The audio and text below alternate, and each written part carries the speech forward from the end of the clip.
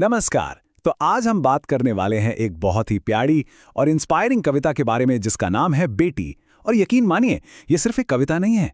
ये कहानी है एक बेटी के सपनों की, उसकी हिम्मत की और उसकी ऊंची उड़ान की। अच्छा, कविता में आगे बढ़ने से पहले एक छोटा सा सवाल है।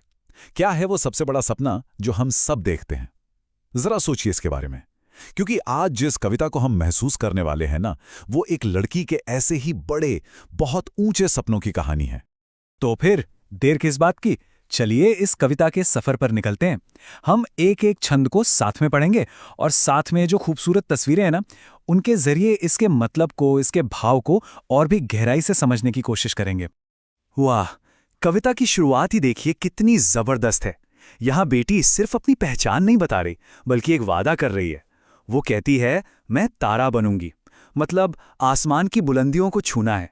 पर साथ ही वो कहती है, सहारा बनूंगी, मतलब जमीन से भी जुड़ी रहेगी, दूसरों की मदद करेगी, उनका सहारा बनेगी। एम्बिशन और कंपैशन दोनों का कितना कमाल का मेल है। और ये तस्वीर देखिए कैसे वो सितारों को देख रही है। ये सितारे उसके ऊंचे सपनों का सिंबल हैं। तारा बनना और सहारा बनना, ये दोनों बातें हमें क्या सिखाती हैं? यही कि असली सफलता वो है जो अकेले नहीं बल्कि सबको साथ लेकर पाई जाए। अब अगले छंद पर आते हैं। यहाँ एक बहुत ही खूबसूरत कंपैरिजन है। गगन पे चमके चंदा, मैं धरती पे चमकूंगी। मतलब जैसे आसमान में चांद चमकता है और अंधेरा मिटा देता है, ठीक वैसे ही ये बेटी धरती पर चमकना चाहती है। और ये चमक कोई फिजिकल चमक नहीं है, नहीं, ये ज्ञान की, उम्मीद की रोशनी फैलाने की बात हो रही है, एक उजियारा करने की बात हो रही है। तो ये छंद हमें क्या बताता है? ये उसकी स्ट्रॉन्ग विल पावर को दिखाता है। वो बस किनारे बैठकर तमाशा नहीं देखना चाहती, नहीं, वो तो एक पॉजिटिव चेंज लाना चाहती है। अपने कामों से इस दुनिया में एक रोशनी फैलाना चाहती है। लेकिन सवाल ये है कि ये सारे सपने पूरे कैसे होंगे? इसका रास्ता क्या है? कविता हमें बिल्कुल साफ साफ बताती है, पढ़ाई और मेहनत। पढ़ूंगी, लिखूंगी, मैं मेहनत करूंगी। यही लाइन तो सेल्फ रिलायंस की, आत्मनिर्भरता की फाउंडेशन है। उसे पता है कि नॉलेज यानी ज्ञान ही वो ताकत है जो उसे अपने पैरों पे खड़ा करेगी और दुनिया देखने की हिम्मत देगी। और इस तस्वीर में उसकी खुशी देखिए, है ना? ये वो आज़ादी वाली खुशी है जो एजुकेशन से मिलती है। वो दुनिया को किसी और की नज़रों से नहीं देखना चाहती, नहीं, वो अपने पांव चलकर, मतलब अपने खुद के एक्सपीरियंस से दुनिया को देखना और समझना चाहती है। और अब आते हैं कविता के आखिरी हिस्से पर, जो कि फ्रीडम और जॉय का एक सेलिब्रेशन है। फूल जैसी सुंदर मैं बागों में खिलूंगी, तितली बनूंगी मैं हवा को चूमूंगी। सोचिए, फूल जैसे खिलना, तितली बनना, ये सिर्फ खूबसूरत वर्ड्स नहीं हैं, ये उसकी आत्मा की उड़ान है। ये एक वादा है कि वो सारी बेड़ियों से आजाद होकर अपनी शर्तों पर अपनी जिंदगी जिएगी, नाचेगी, गाएगी। तो ये थी कविता, है ना कमाल की? अब इसकी खूबसूरती इसके शब्दों में भी छुपी है। तो चलिए कुछ खास शब्दों को पकड़ते हैं और उनके मतलब को थोड़ा और डीपली समझते हैं। इससे क्या होगा, हम कविता के भाव को और अच्छे से फील कर पाएंगे।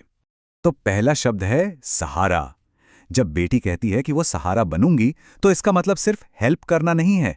इसका मतलब है एक मजबूत फाउंडेशन बनना, एक ऐसा बेस बनना जिस पर दूसरे लोग ट्रस्ट कर सकें, रिलाय कर सकें।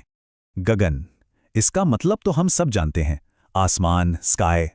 कविता में ये शब्द चांद की चमक और उसकी वास्टनेस को दिखाने के लिए इस्तेमाल हुआ है। और बेटी भी तो यही चाहती है ना, कि उसके जीवन में भी वैसी ही चमक, वैसी ही विशालता हो। फिर आता है उजियारा, उजियारा करूंगी। ये लाइन बहुत पावरफुल है। इसका मतलब सिर्फ लाइट जलाना नहीं है, इसका गहरा मतलब है अज्ञानता यानी इग्नोरेंस और निराशा यानी होपलेसनेस के अंधेरे को ज्ञान और उम्मीद की रोशनी से दूर भगाना। और हाँ, तारा बनना, ये एक बहुत ही कमाल का मुहावरा है इस कविता में। देखिए, तारा बनने का मतलब हम अक्सर क्या समझते हैं, फेमस हो जाना, राइट? पर यहां इसका मतलब उससे कहीं ज्यादा गहरा है। यहां इसका मतलब है आत्मनिर्भर बनना, इंडिपेंडेंट बनना, अपनी डेस्टिनी खुद लिखना। तो हमने देखा कि कविता में शब्द कैसे एक तस्वीर बना देते हैं। अच्छा, भाषा में ना एक जादुई चीज होती है जिसे कहते हैं विशेषण या एडजेक्टिव्स। ये क्या करते हैं? ये बिल्कुल सिंपल से वाक्यों में भी रंग भर देते हैं। चलिए समझते हैं कि ये काम कैसे करते हैं। एक एग्जाम्पल देखते हैं। मान लीजिए मैं कहता हूं, बगीचे में फूल खिले थे। ठीक है, ये एक नॉर्मल सी इन्फॉर्मेशन है, पर अगर हमें इन फूलों के बारे में और जानना हो तो ये कैसे दिखते थे? अब देखिए, अगर मैं कहूं बगीचे में सुंदर फूल खिले थे, जैसे ही मैंने ये सुंदर शब्द जोड़ा, दिमाग में एक पिक्चर बन गई है ना। ये सुंदर शब्द हमें फूलों की क्वालिटी बता रहा है। बस ऐसे ही शब्दों को जो किसी चीज के बारे में डिस्क्राइब करते हैं, उन्हें ही विशेषण कहते हैं। तो शॉर्ट में कहें तो विशेषण वो शब्द हैं जो किसी संज्ञा मतलब किसी भी नाम वाली चीज में जान डाल देते हैं, उसे और स्पेसिफिक और इंटरेस्टिंग बना देते हैं, हमारी डिस्क्रिप्शन को ज्यादा रिच और एक्यूरेट बनाते हैं। अच्छा, तो ये जो विशेषण है ना, ये कई तरह की इंफॉर्मेशन देते हैं, जैसे कोई चीज कैसी है या फिर कोई चीज कितनी है। तो चलिए इनके दो मेन टाइप्स पर एक नजर डालते हैं। तो यहां देखिए, दो तरह के विशेषण हैं।